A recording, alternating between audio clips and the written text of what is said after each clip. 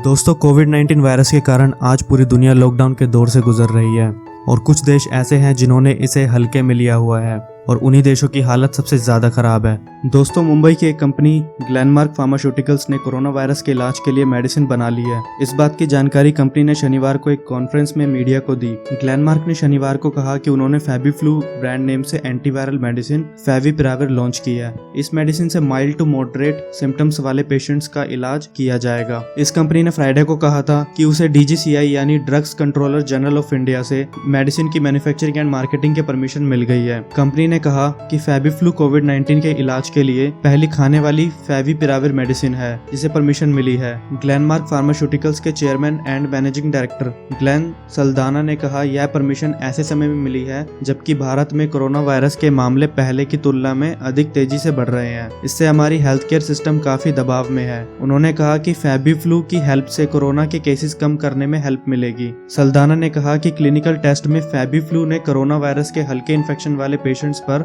काफी अच्छे रिजल्ट दिखाए हैं। उन्होंने कहा कि इसके अलावा यह खाने वाली दवा है जो ट्रीटमेंट में हेल्प करेगी। उन्होंने कहा कि कंपनी गवर्नमेंट और मेडिकल कम्युनिटी के साथ मिलकर काम करेगी ताकि देश भर में पेशेंट्स को यह मेडिसिन आसानी से मिल सके। दोस्तों, यह मेडिसिन आपको डॉक्टर की सलाह पर ही लेनी होगी और इस मेडिसिन का प्राइस लगभग 3500 रुपए MRP रखा गया है, जिसमें 34 टैबलेट की एक स्ट्रिप होगी, यानी एक 200 mg की टैबलेट की कीमत करीब 103 रुपए हो सकती है। कंपनी ने इस मेडिसिन को लेने का सही तरीका भी बताया है। फर्स्ट डे 1800 mg की 2 डोज लेनी होगी, उसके बाद 14 डेज तक 800 mg की 2 डोज लेनी होगी। कंपनी ने कहा कि माइल्ड इन्फेक्शन वाले ऐसे पेशेंट्स जिन्हें डायबिटीज या हार्ट की प्रॉब्लम है उन्हें भी यह मेडिसिन दी जा सकती है। 18 से 75 ईयर्स के पेशेंट ही इस मेडिसिन को ले सकते हैं। दोस्तों, फिर आपको एक बार बताना चाहूंगा कि यह मेडिसिन आपको डॉक्टर की सलाह से ही लेनी है, खुद से डॉक्टर बनने की कोशिश ना करें। हेल्थ मिनिस्टर के अनुसार देश में शनिवार को कोरोना वायरस के एक दिन में 14,516 मामले सामने आए हैं। अब देश में इस महामारी से इन्फेक्टेड लोगों की संख्या 3,95,000 से ऊपर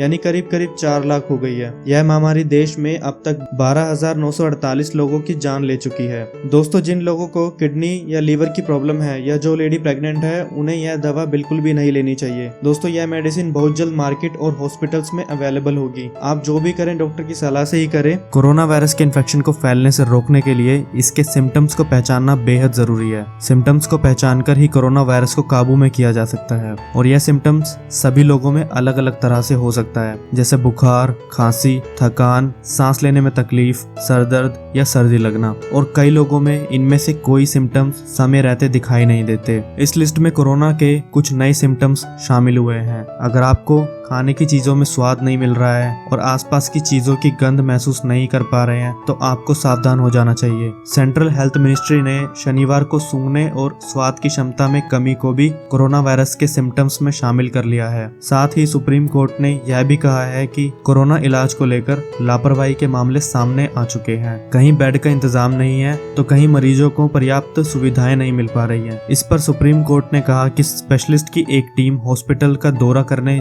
जाए ताकि वहां पेशेंट्स को कोई प्रॉब्लम फेस ना करनी पड़े। सुप्रीम कोर्ट ने कहा कि पेशेंट्स की देखभाल और बॉडीज को संभालने में प्रॉब्लम्स को दूर करें। सभी वार्डों में CCTV कैमरे लगाए जाने चाहिए। जस्टिस भूषण ने कहा कि देश भर में कोविड-19 के टेस्ट की कीमत एक होनी चाहिए। कहीं ये 2,000 रुपए है तो कहीं ये 4500 रुपए है। कोर्ट ने केंद्र से कहा कि कोविड टेस्ट की अधिकतम कीमत तय करे। इससे पहले हम बात कर लेते हैं आखिर कहां से फैला ये वायरस। जानकारी के मुताबिक यह वायरस चीन के वुहान शहर में पिछले साल 2019 दिसंबर महीने में पाया गया और यह सुर्खियों में तब आया जब 3 लोगों की इस वायरस से मृत्यु हो गई। कुछ लोगों का मानना है कि यह वायरस फिश मार्केट से या फिर बैट से फैला है और कहीं ना कहीं चाइना को इसका जिम्मेदार माना जा रहा है। लोगों का कहना है कि यह चाइना द्वारा किया गया एक एक्सपेरिमेंट था जो पूरी तरह से फेल हो गया। चाइना में अब स्थिति कंट्रोल में आने लगी है और यहाँ लॉकडाउन को खोल दिया गया है और जिंदगी एक बार फिर पटरी पर है। दोस्तों, गवर्नमेंट ने लोगों की सुविधा के लिए जरूरी चीजों पर लॉकडाउन तो खोल दिया है, बट आपको सावधानी रखनी चाहिए। हर किसी को यह बात समझ लेनी चाहिए कि अब कुछ समय तक सोशल मीडिया डिस्टेंसिंग और स्वच्छता का पालन करके ही जीना है। हैंड्स को बार बार वॉश कीजिए और यही कोरोना वायरस से बचे रहने का सबसे अच्छा तरीका है। इसके अलावा आपको कुछ बातों पे जरूर ध्यान देना चाहिए, जैसे कि जब भी आप कहीं बाहर जाएं या बाहर से आए, किसी से हाथ मिलाएं या किसी के नजदीक जाएं तो फौरन अपने हाथों को साबुन से जरूर धोएं। कोशिश करें कि हाथ ना मिलाएं या किसी के नजदीक ना जाएं। हाथों से नमस्ते करें, चाहकर भी हाथ मिलाने से बचें। अगर छींके या खांसी आ रही है तो मास्क जरूर लगाएं और अपने घरों में साफ सफाई का ध्यान रखें। कुछ समय के लिए किसी भी प्रकार की भीड़ में भी जाने से बचें, जैसे शादी। अगर बहुत जरूरी ना हो तो ना जाएं और मार्केट में भी जाने से बचें। अगर आपको ये वीडियो अच्छी लगी तो लाइक कीजिए, मेरे चैनल पर नए हैं तो सब्सक्राइब कीजिए। Thank you.